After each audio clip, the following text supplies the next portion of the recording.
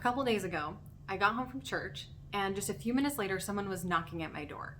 So, kind of wondering what was going to happen, I opened my door and it's my neighbor, and she has a succulent for me that she had been growing at work on top of a file cabinet or something, not getting very much light, and as you can see, not doing super well.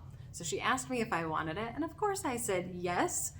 So I want to show you what's wrong with the succulent and also my plan to help it recover. Now, if you're looking at this succulent thinking, oh, this looks great, this is what my succulents look like, it's not terrible, but it does have some problems.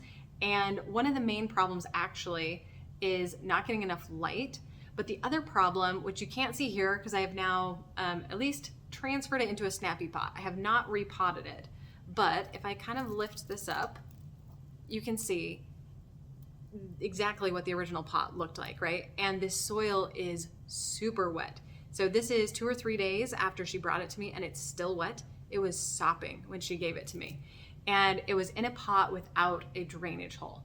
So it's kind of like this perfect, not great combination of things for a succulent growing in an office. One, it's an echeveria. I don't know what kind because it's too stretched out and not enough color to tell for sure what variety it is, but I know for sure it's an echeveria.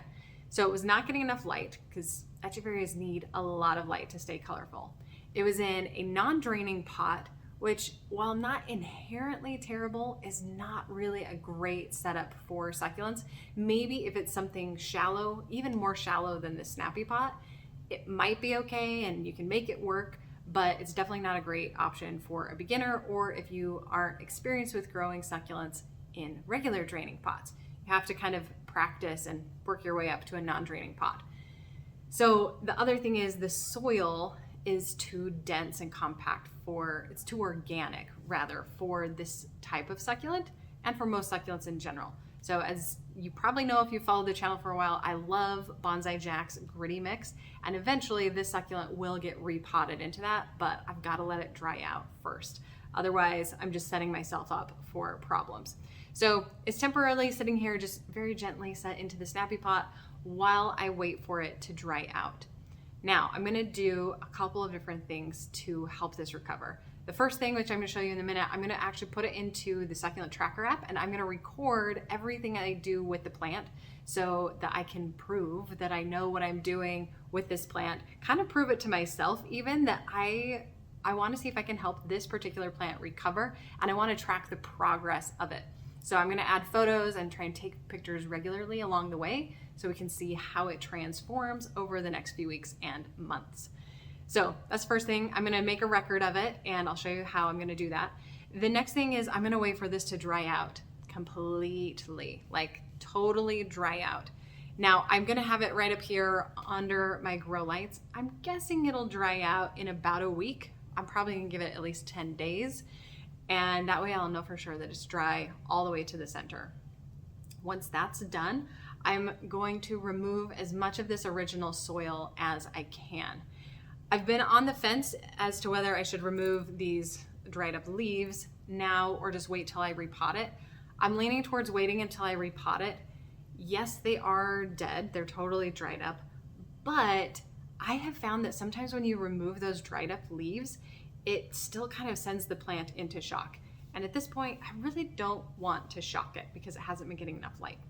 So while I'm waiting for it to dry out, as I said, it'll be under the grow lights, which means it will be getting plenty of light. So what you'll expect to see is where these leaves are very spaced out, once it starts to go under the grow lights, this is going to get really compact. So it's not going to affect the original growth, but it will affect any new growth from here up, and it should be really compact, leaves nice and tight together. I am curious to see, I don't think this is going to get any color. I have a feeling it is a green variety of echeveria, but I could be wrong. There's a lot of different echeverias out there. So it'll be interesting to see if it starts getting like a pink tinge around the edge, or even if the whole thing starts to turn pink. Like I said, it doesn't seem like that kind, but maybe. And then once it's totally dried out, I'm gonna repot it. And after I repot it, I'm gonna wait a day or two, and then I'm gonna water it again. So interestingly, despite the fact that it was super wet when I got it, and that it's in a very dense and organic soil, It does not show signs of overwatering, which is really good because the combination of being stretched out and overwatered is usually hard to recover from. It's kind of hard to recover from overwatering in general, but definitely when it's already a little bit weakened from not enough light. So that is my plan. Once I have it repotted, then I'm going to start watering it. It'll probably be every 10 to 14 days. Things under my grow lights tend to dry out pretty quickly, especially in the bonsai jack soil. Also, something to note that happens a lot of times if you replant something from a soil like this into bonsai jack soil, it's almost like it just sucks all the water out of the succulent for a little bit, and it sometimes takes a couple waterings for the plant to adjust to it. Doesn't happen every time. I haven't found a lot of consistencies as to why it does or why it doesn't, but I have a feeling this one may be that way just because it's actually already a little bit underwatered. My theory for why it was underwatered is actually that water wasn't getting into the center of the soil because it was so dense. So give it more light, repot it after it's totally dry, and then water it fairly regularly once it is in that well-draining soil. And then I'll probably just keep it in this snappy pot, which does have a drainage hole, and see how things go from there. Once I see more compact growth and it looks like it's just acclimating well, then I'll probably chop off the top of it too and see if we can get some new babies, replant the top part, and give it its own pot and just see what happens that way. So I'm gonna try and be really consistent with this one so you can follow along and see what happens with it. Let me show you how I'm gonna keep track of all of that as well. All right, so I am going to pull up my succulent tracker app, and it will always open on the watering screen so you can see what needs to be watered.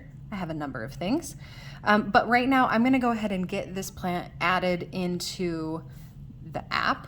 So I've taken 2 pictures of this plant because I wanna show this image that shows kind of the height, but then I'm also gonna add that second photo so that I can see, from a different angle what it looks like. I wanna see the top and kind of the color. So I'm gonna go ahead and add both of these images. And then I didn't get the plant today, I got it on Sunday. So I'm gonna come into the acquisition here, and I'm gonna say that this is, let's see, Janet gifted to me. She swapped it out for a fake succulent, which I think is awesome. Okay, and then I switched the date to Sunday. Okay, so now if I come back here, I know that it is an Echeveria. And I don't know what kind, but I'm gonna nickname it Janet so that I know when I got it, or not when I got it, but who I got it from. And then I'm gonna give it a location. So this is gonna go on the walnut. Let's see, I think it's gonna go top left. Okay, so now I have the location. I can add some tags if I want, like I'll usually put if I have it in a snappy pot.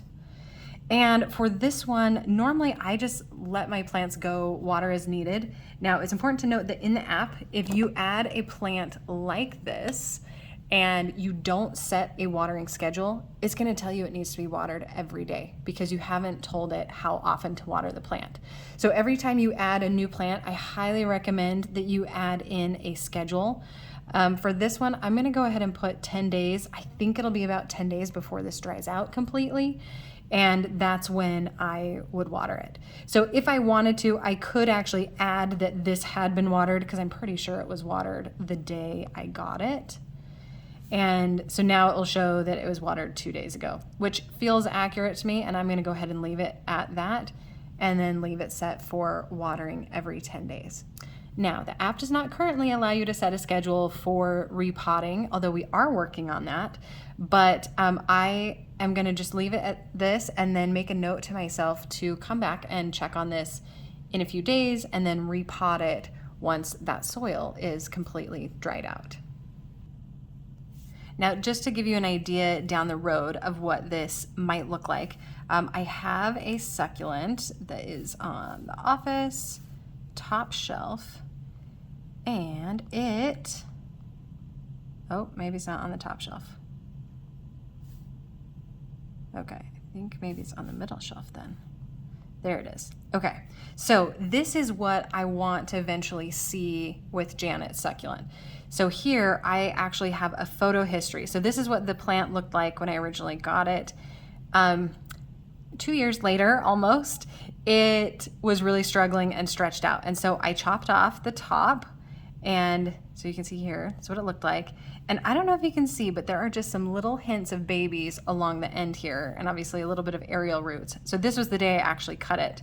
And then I have just taken a photo over time to see the progress. And it's been so cool to see how quickly this has grown.